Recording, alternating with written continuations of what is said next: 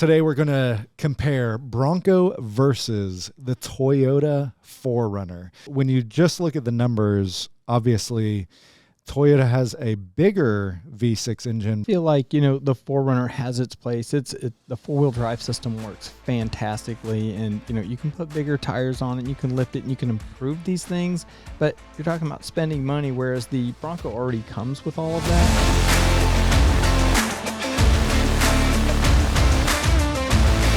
So a new portion of our podcast that we're introducing is something called Bronco Versus, where we're going to compare the Bronco compared to another vehicle that you can get. Now, we're comparing new vehicles. Like, obviously, you could compare a first-gen Bronco to whatever else, but we wanted to just compare the new vehicles, a vehicle that you could go onto the lot today and pick up and purchase.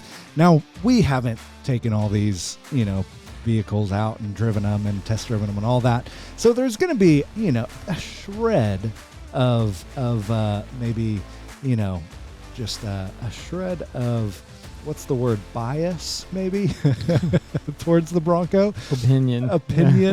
But I just thought it would be fun just to kind of compare like some of the specs to some of these vehicles. Now, obviously Jeep is the easy target for us to begin with. So we're going to actually push that one off and wait. But I did find an interesting article when I was looking at Bronco versus Jeep. Motor Trend actually published an article that talked about the Ford Bronco sold 30,670 units this past year compared to the Jeep Wrangler's 34,253 units. So about 3,000, 4,000 off from the Jeep Wrangler, which I think is super impressive for the Bronco. Technically, second year, really the first full year that it's had in production, to have already gotten that close, within 10% of the Jeep's numbers for the year. Well, and there are so many people. I just read one the other day that after 458 days, they got their order. So everyone's waiting over a year. Yeah. Now, I do see them for sale now where you can actually go and pick. It may not be the color you want or the model that you want, but you can go get one and you're going to pay 10, 20% over unless it gets in the hands of a resale lot, and then it's $30,000 over. Yeah. So everybody's making their cut. But I know they probably doubled those numbers the next year. So I would imagine they're more than caught up. Yeah. I think the Bronco's on a good trajectory for sure. The funny thing is, they mentioned that the Bronco Sport had like way outsold the Bronco, which I'm like, it's just, of course it crazy. did. I know.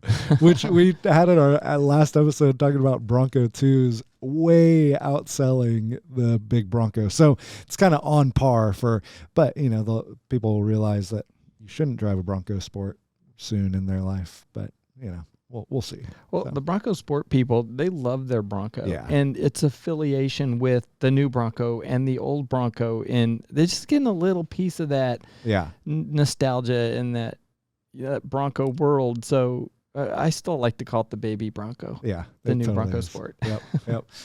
Well, today we're going to compare Bronco versus the Toyota 4Runner.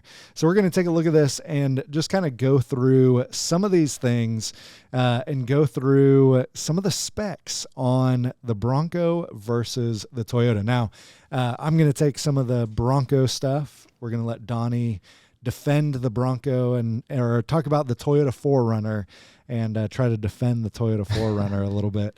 But talking about first what we all love, engine, horsepower, torque. With the Bronco, you have two main options. You got the 2.3 inline 4, which makes 275 horsepower, 315 torque. It gets about 20 to 22 miles per gallon. And on the 4-door version, did 0 to 60 in 7.1 seconds. So not a bad engine.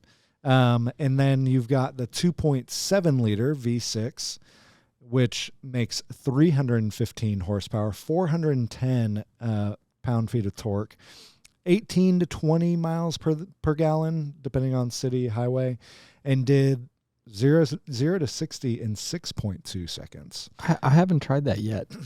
Yeah, that's the engine I have, but I was blown away with a 2.7 liter producing 410 foot-pounds of torque. That's crazy. And you feel all of it. It's peppy. Even I went and passed someone the other day. I was going 60, and I need to tromp on it. And, man, it just launched. Yeah. I'm just blown away with how much power they made with that 2.7. Yeah, yeah. And so the Raptor has its own version of the 2.7 liter. So I wanted to call that out because the Raptor version is making 418 horsepower, 440 torque. And now the mileage drops 15 to 16 miles per gallon, 0 to 60 in 5.6 seconds. That's amazing. Yeah. Yeah. So they've made some improvements for sure on the Raptor, but we're not going to talk about that because that's kind of the upper side of it. We're going to focus on just the Bronco and include some of the packages. But what is the Toyota running? The Toyota has a 4-liter engine. It's a variation that they've had forever, even since my 98 4Runner. It's just an iteration of that same engine. They do a really good job of sticking with one thing. Yeah. And you can have anything you want as long as it's this. Makes 270 horsepower, almost equal amount of torque, 278 foot-pounds of torque. And they say 16 to 19 miles per gallon. That's pretty accurate. It just depends on how you put your foot into it. So, and then 0 to 60, 7.7 seconds is pretty accurate. It's probably closer to 8. Yeah. But, most people aren't, really hitting them hard. They're SUVs. You're not out there drag racing. But I had a 98 4Runner and it was the best riding four-wheel drive SUV I've had, and it was big tires, small rims, squishy. It was a limited edition, and we love that vehicle. And the new Bronco reminds me on how nice it rides like that. I thought when I got the new Bronco it was going to ride like a Jeep. Yeah. It rides like my 4Runner did. Nice. So, yeah. Nice. Yeah, I mean, when you just look at the numbers, obviously – Toyota has a bigger V6 engine, but how Ford has kind of made that turbo EcoBoost work really does pay off when you're driving it, and they've made some cool upgrades with that. But moving on, kind of looking at some of these numbers, wheelbase on the 4-door Bronco, because there's not a 2-door 4Runner. So just comparing 4-door Bronco. Wheelbase on the Bronco is 116 inches to 109, 110 on the 4Runner. Weight, they're pretty comparable, 4,945 pounds to 4,800 pounds. Interior dimensions, though, this is where I feel like the rubber meets the road with some of this when you're driving it. When you're sitting in the cockpit, when you're sitting in the back seat, when you're sitting in the passenger seat, how does it compare? In the front, the headroom on the Bronco is 41 inches, and on the 4Runner is 39 inches. Legroom on the Bronco is 43 inches, and on the Bronco it's 42 inches. So that may not feel, or looking at the numbers, may not look like a lot, but think about 2 inches above your head. You got 2 more inches for me, maybe not as much for you, but for me that's a big deal to have 2 extra inches. When I fro my hair out, then it's not just rubbing on the ceiling the whole time. But what about the back? What about the second row? The 4Runner to me always felt tight. I don't think we got how wide the truck is, but they do feel narrow. Yeah. More like a Bronco Sport. I mean, just they're narrow. And a cubic space, it's kind of nice because they're pretty open in the back and the seats fold down flat. So there's plenty of room back there. It's just they could be wider. Yeah. And I know the Bronco is wider, but the interior of the Bronco also has a full roll cage. So even though the truck is wider, the roll cage is this pretty amazing steel cage. I've seen 3 or 4 trucks on the internet that rolled over and the rear glass didn't even pop out. Whoa. Yeah, it's amazing that the roof is integral with the cage integrated, and it's pretty amazing. So they've overbuilt the truck, and the 4Runner doesn't have a cage. Yeah. I mean, and you mentioned cargo. You got 35 cubic feet on the Bronco and 47 cubic feet on the 4Runner. So you definitely have a lot more room. But what's interesting about what you said, the Melton household, we have a Toyota Sequoia as our daily vehicle. It's like an 03. It's an old one. But that is the big brother to the 4Runner, is the Sequoia. And so the Sequoia is what's wider. The Sequoia is what's, has more room inside the cabin. We have the third row seating in there. So that's really the bigger vehicle on Toyota's lineup. But the 4Runner is more comparable to the Bronco than the Sequoia is and all that. So well, moving down to kind of the four-wheel drive. If you're taking this thing off-road, what are you looking at? And what's interesting is the numbers on this are pretty drastic. I feel like, a lot of the numbers so far have been similar, but the approach angle on the Bronco is 43 degrees. And on the 4Runner, it's 33 degrees. That's a 10-degree difference on approach angle. And approach angle is if you're coming up to an obstacle, when does your, what's the angle that your bumper hits versus your front tire hits? And departure is the backside. So departure angle on the Bronco is 37 degrees. And departure angle on the 4Runner is 26 degrees. So obviously that extra room there really, in the cargo area means that you're not able to tackle the obstacles the same in the Bronco versus the 4Runner. I feel like, the 4Runner has its place. The four-wheel drive system works fantastically, and, you can put bigger tires on it, and you can lift it, and you can improve these things, but you're talking about spending money, whereas the Bronco already comes with all of that. Yeah. And, Bronco was really competing with Jeep and saying, this can do everything the Jeep can do, but I feel like it rides as good as the 4Runner. Yeah. I mean, you mentioned, upgrades and price. Price for the Bronco, you're looking at 32-ish thousand to 54-ish thousand. Now, obviously, there's dealer cost and stuff like that you can add on to it. But MSRP, base Broncos around 32, and the Badlands is up to about 54. And if you add the Lux package, that's more. If you add this, that's more. But like at the base level. And on the 4Runner side, you start at about 40,000 and get up to about the same 55,000. But like you said, a lot of those features that the Bronco has, you kind of have to add on as extras for the 4Runner. You have to get, the different versions. And so I feel like even price-wise, the Bronco is just edging the 4Runner out a little bit.